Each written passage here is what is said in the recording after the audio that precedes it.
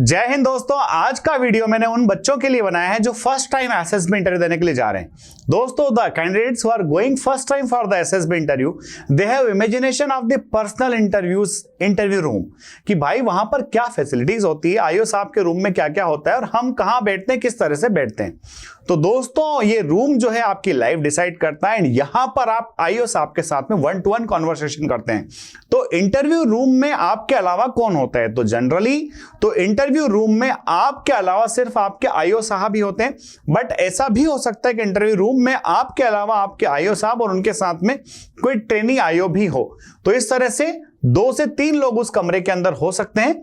और साथ ही साथ जो डिस्टेंस होता है, आप देखिएगा यहां पर मैंने क्लियर कट मेंशन किया है कि आप जो है आपका दोस्तों गेट यहां पर होगा, यहां पर दरवाजा होगा, इस दरवाजे को आपको नॉक करके अंदर घुसना है। जब आप गेट को नॉक करके घुसते हैं और यहां से आप अपनी चेयर तक जब आते हैं तो उस दौरान आईओ साहब बिल्कुल है ना केयरफुली आपकी तरफ देख रहे होते हो। कॉन्फिडेंस जिसके साथ आप रूम में एंटर करते हो, वो कॉन्फिडेंस जिसके साथ आप आईओ सर को गुड मॉर्निंग, गुड आफ्टरनून या फिर गुड इवनिंग विश करते हो, और वो टाइम जिसमें आईओ साहब की परमिशन के बाद आप चेयर पर बैठते हो, दोस्तों वो एक बड़ा सिनेरियो होता है जो आपके बारे में काफी कुछ जो है आईओ साहब को बतला देता है।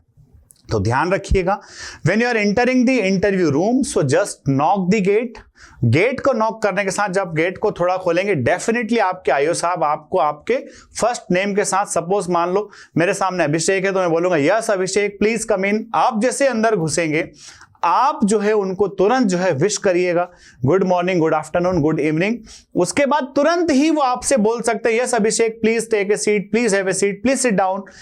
अगर दोस्तों ऐसा बोलने में वो थोड़ा देर करते हैं, थोड़ा if he takes time, then समझ जाइए कि आईओ चाहता है कि जब तक वो परमिशन ना दे आप ना बैठो। तो जाते से धड़ाम नहीं बैठ जाना है। जैसे आप विश करोगे वो डेफिनेटली थोड़े टाइम में आपको बोलेंगे कि प्लीज हैव ए सीट। जब वो बोले आपको सीट पे, तो सीट पे बैठ जाइए। अगर आपके आईओ आपसे जाते टाइम आपको हैंडशेक करने के लिए हाथ आगे बढ़ा रहे हैं तो डेफिनेटली वहां पर उनसे हाथ मिलाइए।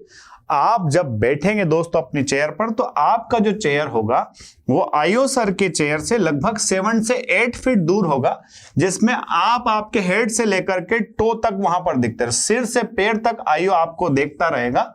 आपके बॉडी मूवमेंट्स को पूरा वहां पर आईओ साहब अपनी नजर के अंदर रखेंगे और वो ये देखते हैं कि किस टाइप के कौन से सवाल जब मैंने पूछे तो किस तरह से बंदे ने आंसर किया, कौन से सवालों के जवाब देते टाइम एकदम बढ़िया रिलैक्स था, किन सवालों के आंसर्स देते टाइम इस बंदे के चेहरे पर थोड़ी शिकन थी या फिर हाव भाव परिवर्तित हो रहे थे, पैर या फिर उंगलियां आगे पीछे हो रही थी।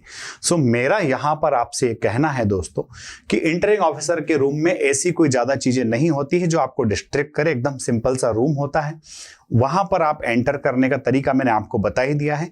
जब आपको चेयर पर बैठने के लिए बोल दिया जाए जस्ट हैव योर सीट, आपसे शुरुआत कहां से होगी? या तो आपकी सिटी से, कहां से आप आए हो, या फिर आपके नेम से, या फिर नेम के मीनिंग से। ये सारे क्वेश्चंस आपसे सिर्फ इसलिए पूछे जाते हैं कि बंदा आने के बाद जब चेयर पर बैठ जाए थोड़ा सा रिलैक्स हो जाए, क्योंकि जो इंटरव्यूइंग ऑफिसर के रूम के बाहर का वेटिंग पीरियड और उस रूम में घुसने का टाइम होता है, उसमें कहीं ना कहीं बंदा थोड़ा सा पैनिक होता है, क्योंकि सवाल हमारे करियर का होता है। So don't get extra panic, मत होइए, जस्ट वहां पर जाइए।